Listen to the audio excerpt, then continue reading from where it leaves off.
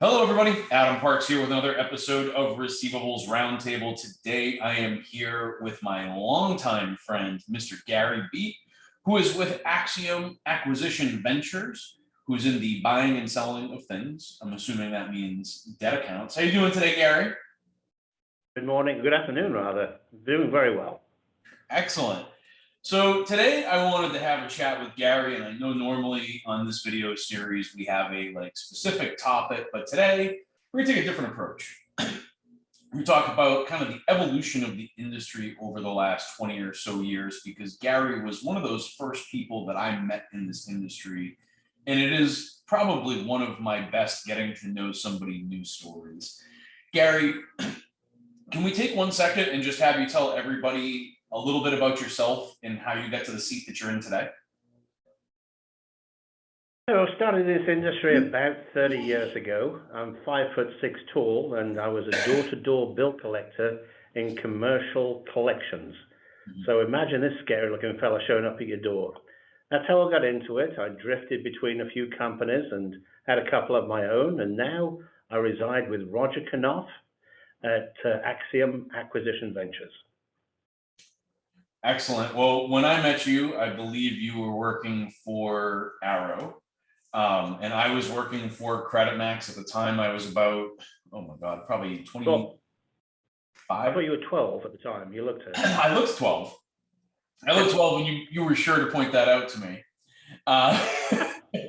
You're welcome. I remember being at I was a bankers conference. It was my first bankers conference. And my bosses made me show up wearing like a three-piece suit.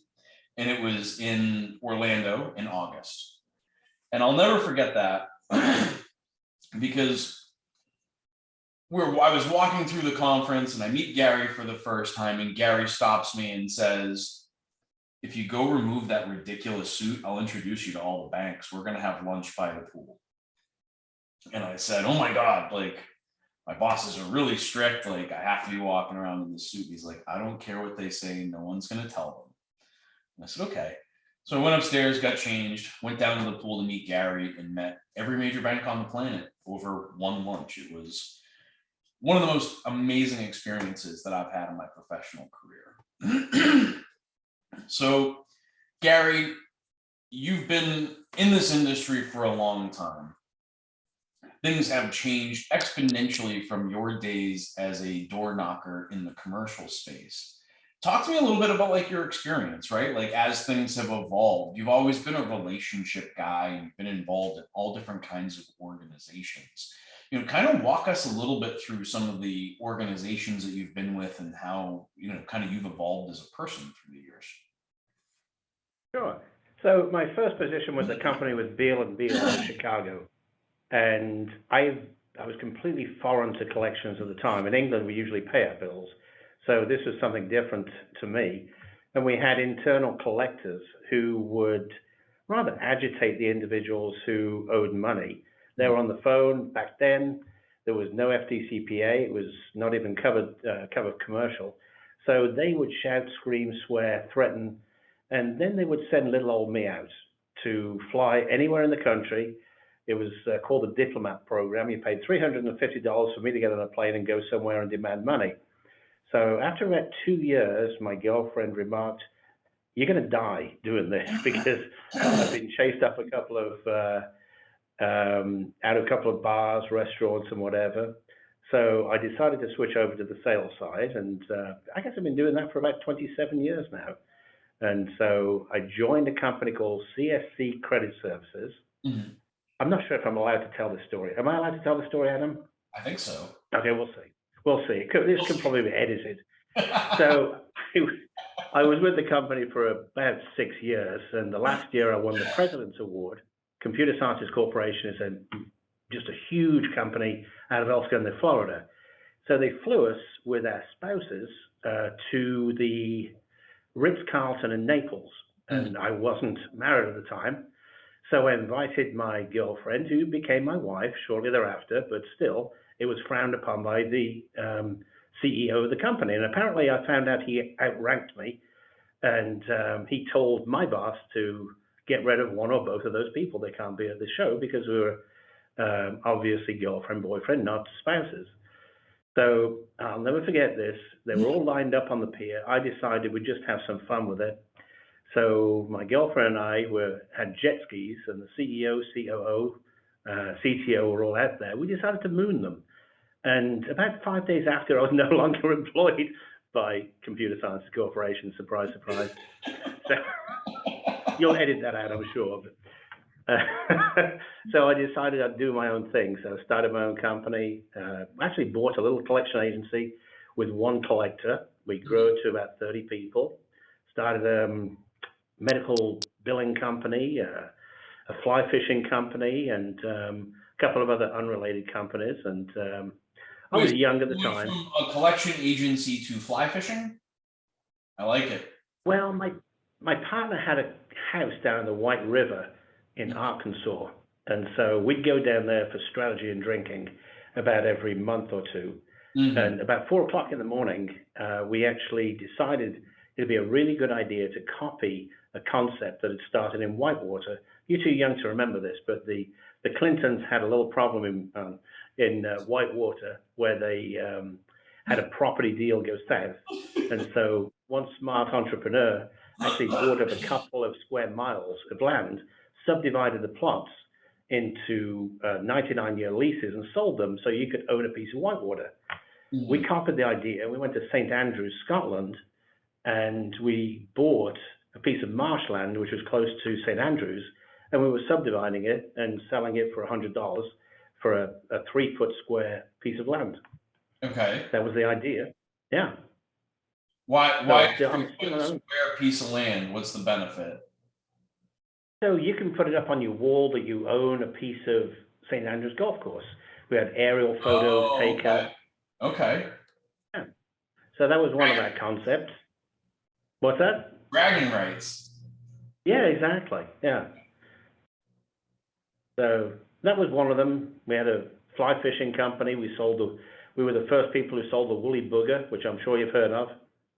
No, you haven't. It's a fly that became popular. Unrelated somewhat to collections. Anyway.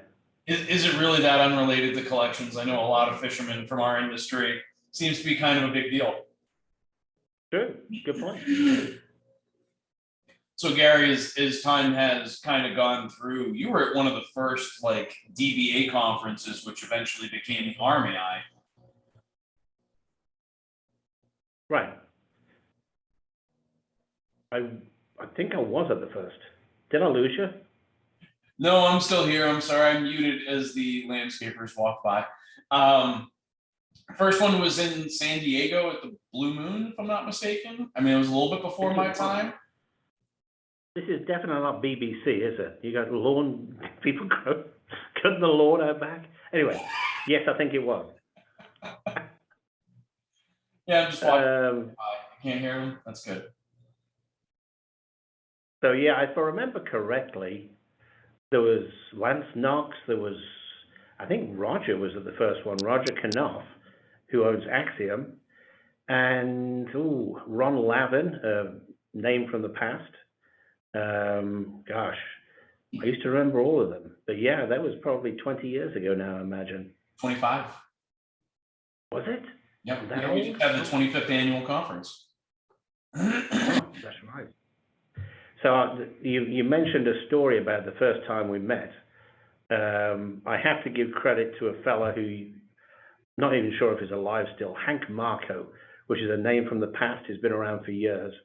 And on my first big meeting, big conference, he grabbed me and he took me around and introduced me to every one of the large issuers, banks, who were attending the conference. So kind of a pay it forward thing. So you got to do the same thing to some 12-year-old fella when you see him at the next conference.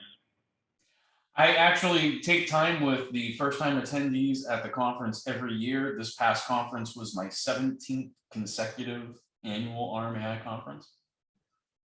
Wow. I know. It's crazy. Feels like it was yesterday. Yeah.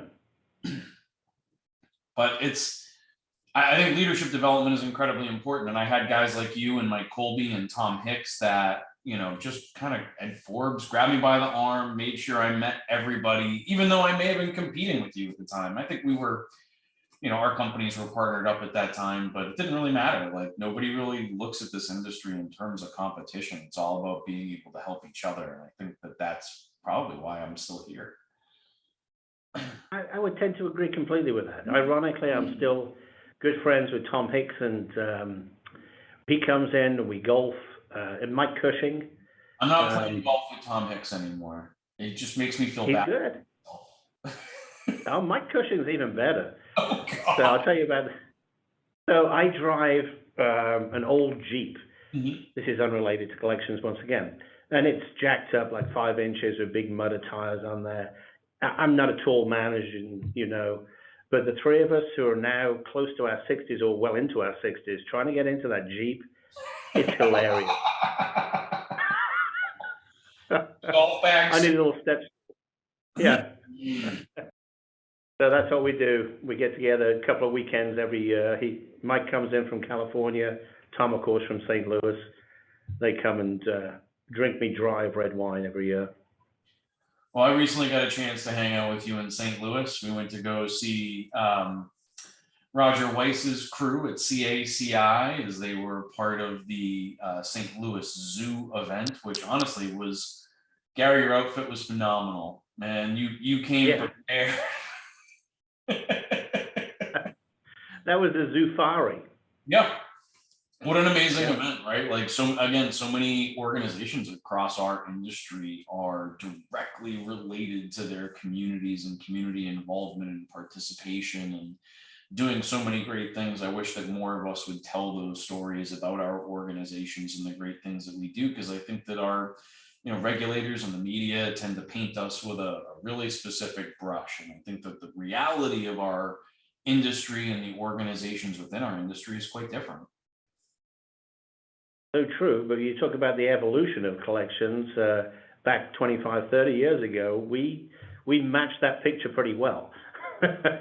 I think we've cleaned that out exceptionally well over the last 25, 30 years.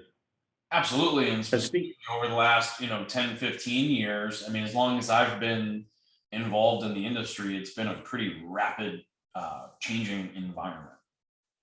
The rules have changed, we adapt to those rules, and there's new rules, and then we adapt to those rules, and then something comes out in a state, and we got to go, and kind of adapt to those states, or things come out in a bunch of different states at the same time, and now you got to figure out where you land in the center somewhere. So it is kind of a difficult environment, but I feel like we've got a group of individuals in our industry that kind of roll with the punches, and that really does make it a lot more fun. True. So I was in with my colleague a few moments ago, and he said, what are you doing? I said, it's kind of not an interview, really a discussion. He said, oh, dinosaur talk, which he refers to me as one of the dinosaurs in the industry. And a little known fact about Roger Weiss. Do you know he used to be a stand-up comedian? I did know that. I enjoy his comedy. He's always got me rolling on the floor laughing. Oh, as a stand-up comedian, he makes a good collector. Yeah. I mean, you might be confused for a stand-up comedian occasionally as well. But when I stand up, I'm no taller. So. Gary, I am so glad that you came on to have a chat with me today. I think it's important that people understand the camaraderie that is built through the years. I don't think you and I have actually done a deal together in probably 15 years, but it does not stop us from becoming friends, maintaining those friendships, and becoming part of the same community and continuing to grow. And I think that's really the message I want those watching to walk away with, that it doesn't really, like, this industry is much more like a family. It is a lot of really good people coming together to build something amazing, and being able to continue to work together and find our growth and have fun, and the stories that are built through the years of various adventures and zoos and the heat of Orlando in a 3-piece suit. I mean, all of these kinds of things ultimately come back to you again in building these friendships and relationships. So if you want to be successful in this space, never take advantage of those opportunities to network, to make friends, and to participate in those discussions. Gary, any advice that you would give to a new person coming into the space? So I worked, as you mentioned earlier, for Arrow Financial, and we got taken over by Sally Mae. Mhm. We didn't get taken over to stay the same size. They had, I think it was 3 MBAs who came in, and they were going to take what I did and multiply it by 100. So they sat down with me on numerous occasions and said, how do we get successful in this industry? And I responded very easily. You work your rear end off for about 20 years. You tell more truths than lies, and you make friends. And it's as simple as that. That is the best advice I've received in a long time, Gary. Thank you so much for coming on the program. I'm looking forward to seeing you again in the near future. And I'm sure whatever the next conference I attend, I have a feeling that you'll be there. For those of you that are watching, if you want to learn more from Gary or you have questions for him or myself, you can leave them below here on LinkedIn or YouTube. We'll be happy to answer questions. If you have some additional topics that you'd like to see me cover with Gary, or items that you'd like to see us discuss, feel free to leave those in the comments below again. Until next time, Gary, I really look forward to seeing you in person. It stinks that we're on opposite sides of Florida right now, but hopefully I'll get to see you sooner rather than later. Cheers and cheerio. Thanks, Gary. Bye. Bye now.